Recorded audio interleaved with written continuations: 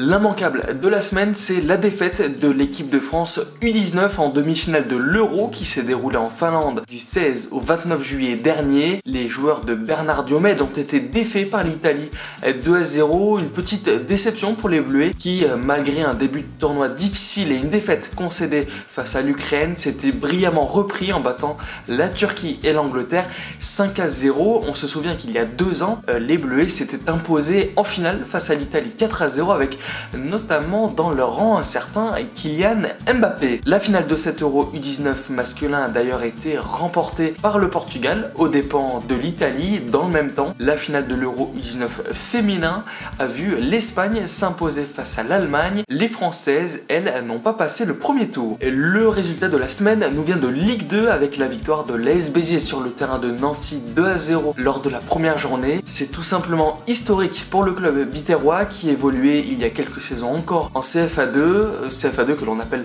maintenant National 3 d'ailleurs. Les autres promus ont connu des fortunes diverses.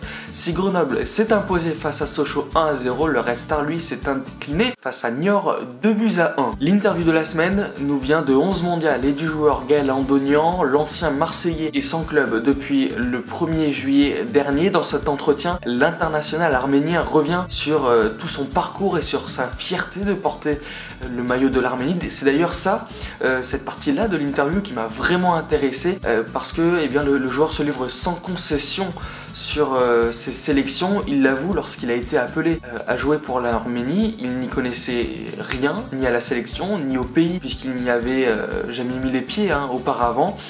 Pourtant, il a ressenti une extrême fierté en portant ce maillot, notamment en repensant à sa famille. Dans l'entretien, Gaël Andonian évoque également sa relation avec Henrik Mkhitaryan en le décrivant ainsi. C'est le premier à travailler, jamais il ne se plaint, jamais il râle.